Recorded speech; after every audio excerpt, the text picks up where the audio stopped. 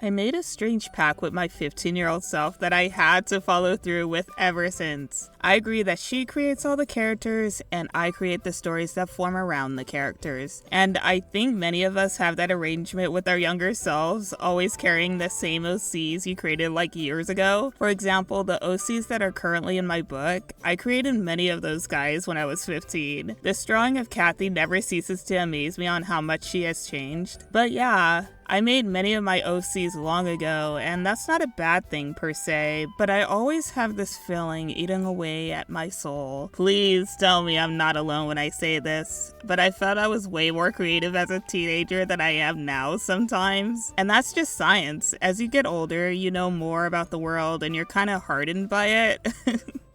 After a while, you also have a set of rules to follow that makes creativity much harder. I swear, it was much easier to draw and write when I didn't know the rules, but I digress. But for now, I'll do what I always do in situations of self-doubt, put myself to the test and see if I could make new characters from scratch, just out of the blue, without any influence from my teenage self. And of course, I'll make a YouTube video about it in case some random ultra-specific scenario resonates with someone. I'll dedicate this video to all the folks out there who felt like they've lost their creativity over the years. But hopefully, by the end of this video, you'll also find some creativity to write and draw something new. So, of course, I think the most challenging part is coming up with the ideas for the OCs. Like, it's crazy too, because this should be the easiest, most straightforward step for most people, but for me, it isn't. Some good tips I've heard when coming up with ideas are 1. Consuming media. When you watch many movies, watch many shows, and play many games, I believe that's when the ideas start to pour in. But sadly, I'm not really a movie person as much as I used to be. Honestly, it's such a time commitment to consume media. I enjoy consuming, but I enjoy creating even more with my limited free time. So in that case, it leads to option 2, simply doing the what if scenario. So basically, I'm going to make something up like, what if we had Sleeping Beauty, but all the genders were switched? Or what if we had, I don't know, Elemental, but Wade just straight up dies at the end? Something like that. And it doesn't have to be a one-for-one recreation of it. It could be with your OCs and stuff like that. Write what you know. This is the 3rd one. This usually comes with experience that you face in your day-to-day life. Something that is close and personal to you. With all 3 options listed, consuming media, the what-if scenario, and writing what you know, I think I have a story idea in mind. Are you guys ready? Don't judge too hard, okay? What if we had a happy home designer? Hold to that thought. The version specifically from the 3DS, but instead of a thriving business, everything goes south and straight to hell regarding finances, friendship, and passion. And it's pretty simple to imagine. Now, this premise is so funny to me because when I try to think of how to summarize my current book, 2152 The Trifold Article, I literally have an aneurysm. Like, when I promote it at the end of each video, I have no way to describe it other than it's sci-fi and adventure. Because literally trying to explain just a portion of this book causes major spoilers. But with this new random story I'm cooking up, it can't get any simpler. It's just happy home designer, but everything and everyone goes to hell. And I'm happy about that. Cause an overlooked but underappreciated skill is how well you can describe your story in a few sentences. If no one can understand what it is, no one wants to read it. And I'm fully aware that I need to summarize my current book better. It's just really hard because there's a lot going on in comparison. But putting that aside, now I feel it's important to explain what inspired me because I really wanted some new OCs, but I had absolutely no idea where even to begin. I've mentioned in other videos that with some of my OCs, I just draw something cool and create a story surrounding that. But this time, I did the opposite. I had an idea, and now I had to develop OC surrounding that story. And it's so hard. OMG, I didn't realize how until now. But okay, for this story, I was coming up with ideas. I knew I wanted to try something different. No science, no apocalypse, no magic, nothing. I just wanted regular people. And I think that's an important thing, just to experiment with different stuff. All of my current OCs are somewhat abnormal. Nothing is ever 100% grounded in terms of the story, and I just wanted to experiment with something new. Me craving a story with regular people actually sounds less creative when I say it out loud, but instead, I think it creates more of a challenge. Less absurd wackiness, but more grounded wackiness. And grounded wackiness is somewhat funny, real life, real consequences. There's no such thing as a Burger King in 2152, the Trifold article, but it could exist in this story, potentially. I'm not going to add it to the story. I was just writing this while hungry, and I want Burger King, and I like their mozzarella sticks. Why did Burger King just dox me? That's my old address anyways. Since when Burger King doxing people? What are we talking about? Yes, of course. Anyways, I know pop culture references suck, but don't worry, I won't make any skibbity toilet references. Everything will always make sense in universe. I hate dated pop culture references, but the timeless ones are always funny. Mini segment, let's talk about pop culture references real fast, since I know some of you are giving me like funny looks. Okay, so pop culture is hilarious when done correctly. The difference between it being good and bad is one simple thing: how timeless it is. For example, this episode of The Fairly Odd Parents with this guy in it is a bad pop culture reference. I didn't understand it as a kid, and I barely understand it now. Apparently, it was supposed to be poking fun at an American Idol contestant named William Hung, but culture is so past this random event in 2006 that it lost all its meaning. That's a bad pop culture reference. A good pop culture reference would be in this episode of SpongeBob Squeaky Boots. A good portion of that episode is a spoof on Edgar Allan Poe's The Telltale Heart, especially when he says, "They're here! Under the floorboard! And It's a squeaking of the hideous boots!" Sure, it's a pop culture reference from a nearly 200-year-old book, but you don't need a book to understand why Mr. Krabs tweaking is the funniest thing in this episode. And if you do understand the reference, it makes it that much funnier. It's timeless and it's hilarious. Instead of taking everything from pop culture, the show became pop culture and its humor, and I aspire the same. Well, not taking over pop culture, that just sounds evil. I just hope to tell something funny. Okay, mini segment over. So with this story, I've had this fantasy for a while. Usually when I'm dancing or stimming to music, essentially it's always being on a reality TV show. And yeah, I'm basically encouraging you to try to make stories on things you fantasize about. And I fantasize about drama and chaos in professional, sometimes competitive settings. Now, why would I have such fantasies? I don't know, I'm not normal, and it's crazy for you to assume that I am, but I love watching people in chaos. I especially love it when people want to make things work while in the midst of chaos. So I settle on this idea of just drama and home designing. Now that we're broad with the story, it's time to narrow it down with names, characters, and settings. Heck yeah.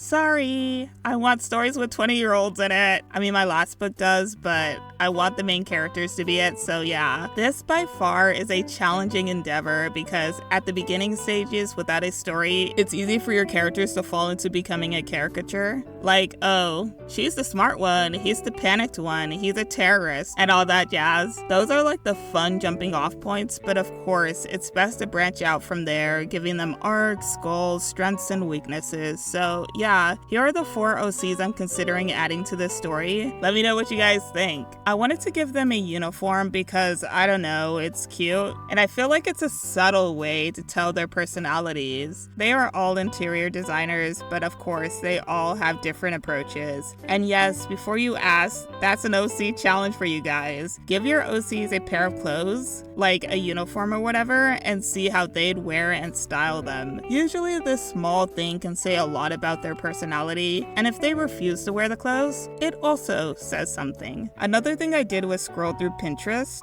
find faces, and then translate them into my art style. I always get told that my OCs look like people they know in real life, and that's probably why. I just tend to use real faces, and then I mix in cartoon elements to avoid the same face syndrome. Pinterest has many pretty people on it, so I scroll through Instagram Reels and find real faces without plastic surgery and makeup. So yeah, those are a couple of tips. Let's get into the characters.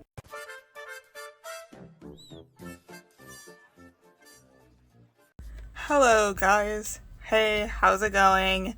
This is Editing Rose Maddie here, and I was up for a week trying to figure out why the hell this drawing is so bad. This one, the ones that I made recently, all of these, why are they so dog? Me trying not to curse. Hey, anyways, these are so bad, I figured out, because of the paper. Look at this. It's so thin. So, yeah. I don't know what. This is watercolor paper. But it's super thin. And when I was getting back into watercoloring, literally, I used this thick paper. So, as you can see, it blends so much better compared to, I don't know, this. So I'm usually a big proponent of, oh, it's not the materials, it's the artist. But for this scenario, guys, it is indeed the paper. What this is probably 140-pound paper, while this is probably less than 110 or 110 paper. So yeah. Hiatus moment. I need to buy actual good paper. I haven't watercolored in I forgot how many years I told you guys before, but it's been a hot minute. So I need to get back into it and try to find the proper paper. And when I do that, I'll really start this. But for now, you guys have to watch me paint with really bad paper, because that's what I filmed with. Woe is me. Woe is my life. I hope you guys enjoy it still. So if you're looking at the speed paint and you're like, damn, she could not paint, just know that I was using the wrong paper. Okay, that's all. Back to the video. The first one is named Joe, short for Joseph. I honestly found his name by looking at him and saying, yeah, this dude just looks like a Joe. So I wanted this guy to also be the main character, since I've never written a male lead before. Joe is the small business owner and founder of the interior design business. This guy is super worried about his business failing because he didn't go to college and decided to take out a ridiculous business loan. Joe is very patient, Zen levels of patience, where he doesn't freak out publicly when something goes wrong, but tries to solve it without spiraling, most of the time.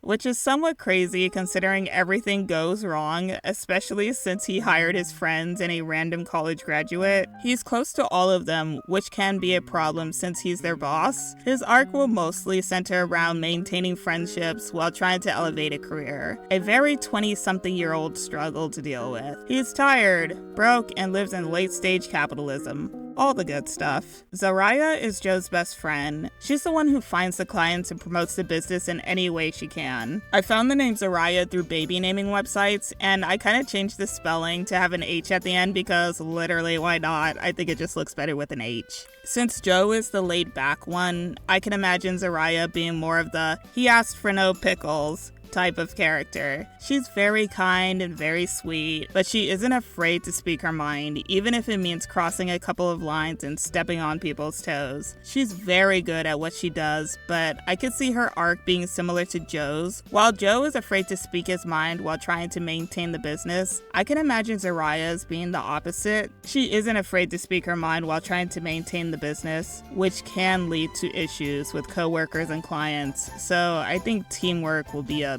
big factor here. But again, she's very sweet and wouldn't say anything hurtful, but she definitely has a stern way in her delivery. Elijah has been Joe's best friend since middle school. They've known each other for a long time, and that's a problem. It's a problem because Elijah will go over budget with getting materials, be late to consultation meetings, and just simply be one of the most unprofessional designers you'll ever meet. And all this stuff because he's Joe's friend and faces little to no repercussions. And even though he is the one solely tanking the business with his actions, he's also in a way helping it because through his creativity, the company occasionally finds success. He's very good at talking to people, he's good at taking criticism, he's good at architecture, he's very passionate. It's like, you can't get rid of him even if you wanted to. He's a high risk, high reward kind of guy. And let's be honest, if the business is going to file for Chapter 7 bankruptcy, it might be because of Elijah. Soraya, of course, has also been his friend for a while, so she'll try to explain the situation to him. It goes in one ear and out the other, but I can imagine his arc being financial responsibility. Do people have arcs like that? I'll make it an arc. Screw it. Last but not least, the second reason the business will go under is because of Juliana. I keep saying that Elijah and Juliana are gonna take the business, but it's really not only their fault.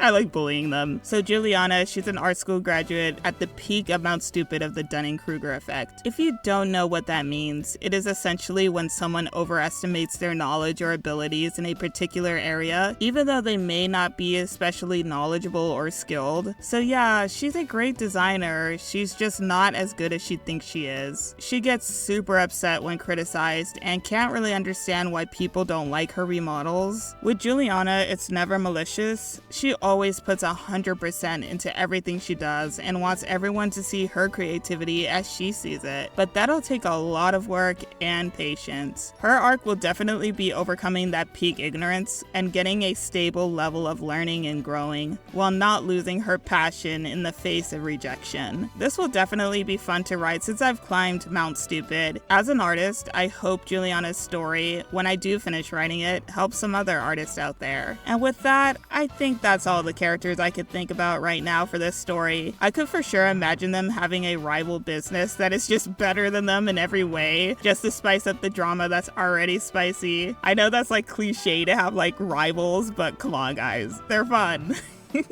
You can't tell me that rival competitors are not fun. Because what I love just as much as internal drama is some external drama to add to it. But what I love added to the internal and external drama is just a group of friends who really care about each other and try to make something work despite all the odds. And of course, as the writer, I like making the characters go through hell, and that's one of the best ways to see them all grow. Okay, I got some of the characters down. Hopefully through like my process, you're able to brainstorm as well, because that's a lot, but you can see that I tried to add strengths, weaknesses, goals, and all that other stuff. But now it's time to think of more of the technical aspects.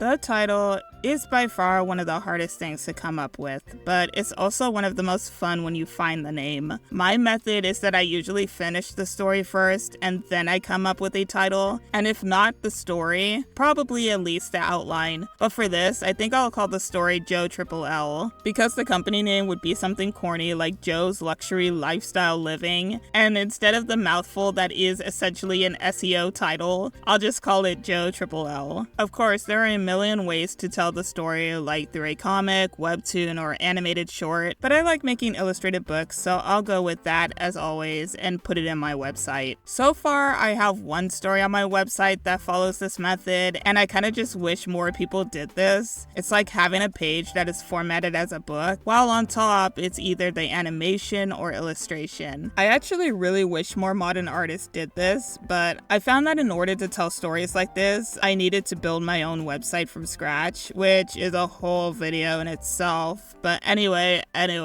to make it different from my other projects, I'll use watercolor to paint them. For the mock-up, I just made it digital as a color ref. And speaking of color references, I have a bad habit of making everything brown.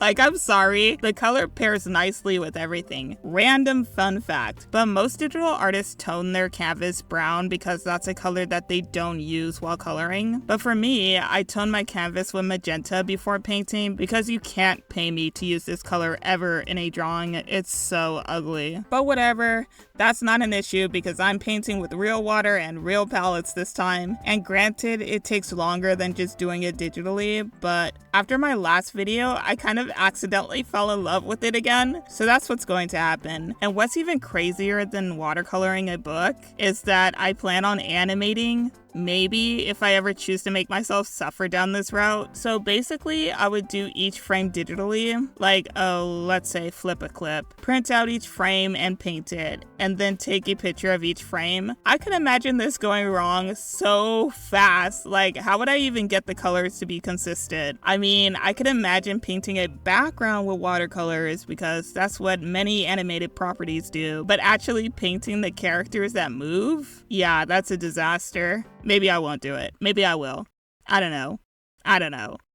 But I guess the fun is experimenting around and trying something new, and that's all this project is. Having fun while doing new stuff. So yeah, that's the story that I'm thinking about making. Honestly, everything in this video could have been relegated to a private outline in my notes app, but I found this situation to be a bit unique in terms of the fact of making a whole new story for the sake of making a whole new story can be pretty challenging. But I hope this helped you as well, and for sure, if you have any critiques with the outline that I just presented, I'm all ears to hear. I'm just super excited to finally add something to my website that is not just 2152 the Trifold article. Speaking of 2152 the Trifold article, check out my book 2152 the Trifold article. It's both animated and illustrated sci-fi and adventure. I can't say that now without feeling bad about the fact that I can't summarize this book. I'll work on it. I know this video has nothing to do with this book, but hey, if you're curious about how I've made books in the past, well, I mean, it's still ongoing. That will be linked below as well as the newsletter. I have a Discord for artists and writers that'll also be linked below. Like and subscribe and whatever, that is much appreciated. Have fun while creating today, and I'll see you guys later.